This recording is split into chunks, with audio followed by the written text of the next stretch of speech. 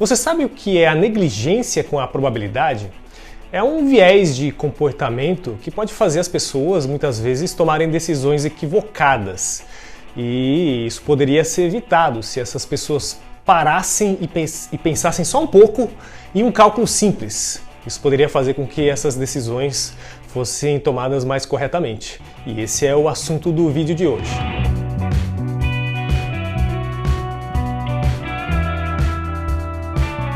Bom, claro que eu vou colocar esse assunto no contexto dos esportes. Então eu vou dar um exemplo aplicado ao futebol, tá bom? No ano passado, em 2018, a gente teve a Copa do Mundo de futebol e eu me lembro que nessa época da Copa do Mundo eu estava em um congresso nos Estados Unidos e lá eu conheci um espanhol. E conversando com ele, eu descobri que ele era torcedor do Real Madrid, ou seja, o time do Cristiano Ronaldo, do português Cristiano Ronaldo. E naquela Copa do Mundo, a Espanha enfrentou Portugal, ou seja, Cristiano Ronaldo enfrentou a Espanha. Obviamente que esse sujeito que eu conheci estava torcendo para a Espanha. E nesse jogo, a Espanha tomou o empate no finalzinho do jogo em um gol do Cristiano Ronaldo em uma cobrança de falta. E esse sujeito ele ficou revoltadíssimo, porque ele conhecia o Cristiano Ronaldo, afinal de contas ele torcia para o Real Madrid, e ele falou assim para mim, revoltado: é inadmissível a Espanha, os zagueiros da Espanha terem feito uma falta como essa na entrada da área, porque o Cristiano Ronaldo joga no outro time, e o Cristiano Ronaldo, em uma falta como essa, é quase certeza de gol, é mais de meio gol. Então não pode fazer uma falta, né, dessa distância porque o Cristiano Ronaldo bater, é inadmissível, ele falava revoltadíssimo assim. Vejam bem o que ele falou. Uma falta batida pelo Cristiano Ronaldo era quase certeza de gol, mais de meio gol. Será mesmo? Eu fui buscar uma estatística, na verdade essas estatísticas não são muito bem consolidadas de cobranças de falta, aproveitamentos em faltas, mas o jornal espanhol Marca fez um levantamento de 2013 a 2016, ou seja, em 3 anos. Nesse período, Cristiano Ronaldo fez 6 gols de falta. Isso poderia representar um aproveitamento muito bom se, por exemplo, fossem 6 gols em 15 faltas cobradas. Isso seria um aproveitamento de 40%. Só que na verdade não foi bem assim. Foram 6 gols em 150 faltas cobradas, ou seja, um aproveitamento de 4%. De acordo com o levantamento do Diário, deixa eu até ver os números aqui, foram 62 faltas pararam na barreira, 40 faltas foram defendidas pelos goleiros, 40 foram para fora e 2 foram na trave, e 6 foram gols. Então aproveitamento de 4%.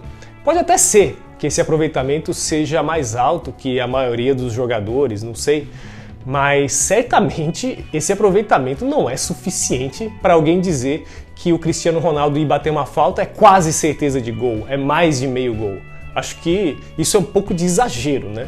E obviamente isso acontece, a gente tem a impressão que o Cristiano Ronaldo, quer dizer, esse sujeito pode ter a impressão de que o Cristiano Ronaldo quase sempre faz os gols em que ele bate as faltas, porque na mídia, na imprensa, na TV, só aparecem as faltas que ele faz o gol, não aparecem muitas faltas em que ele não faz o gol. Então a gente fica na cabeça só aquelas faltas que ele faz o gol, e a gente tende a superestimar essa probabilidade. Eu vou dar um outro exemplo emblemático, aí já não é bem no caso de esportes, mas tem a ver, né? O conceito é parecido, que é no caso de jogos de loteria.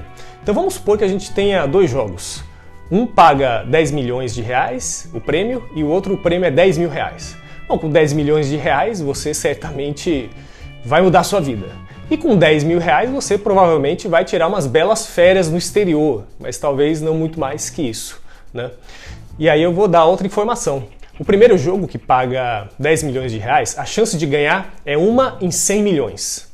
E o segundo jogo, que paga 10 mil reais de prêmio, a chance de ganhar é 1 em 10 mil.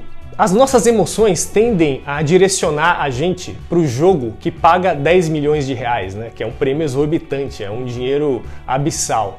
Só que, racionalmente falando, o segundo jogo é 10 vezes melhor que o primeiro. É isso mesmo, e eu vou mostrar isso aqui.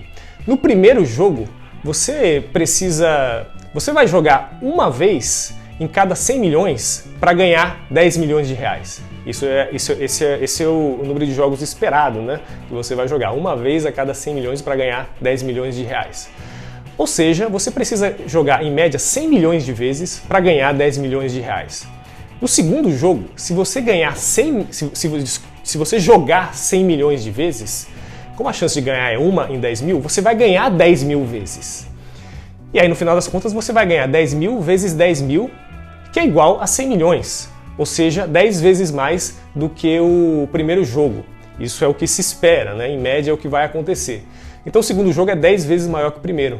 E isso explica a popularidade dos prêmios, das loterias com prêmios multimilionários, né?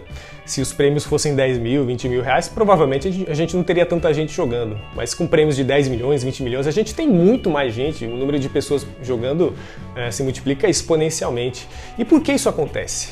Porque o nosso cérebro não é treinado para... Na verdade, ele não é adaptado para interpretar a probabilidade.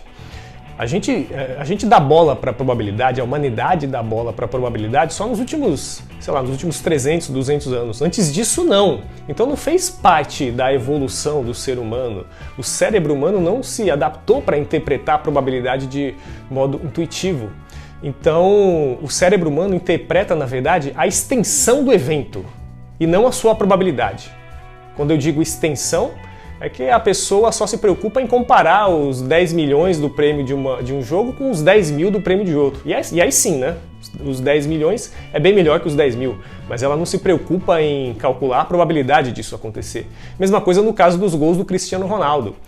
A gente tende a interpretar somente se ele faz gol ou não, que é a extensão do evento, e não a probabilidade dele fazer o gol, que no caso, como eu já mostrei aqui, é bem baixa. Por isso, quando alguém afirmar categoricamente, por exemplo, que ninguém passa pelo bloqueio desse jogador de vôlei, ou esse jogador de tênis aqui, quando vai para a rede é quase certeza de ponto, ou então, tal jogador de basquete, quando arremessa de 3 pontos é quase certeza de cesta.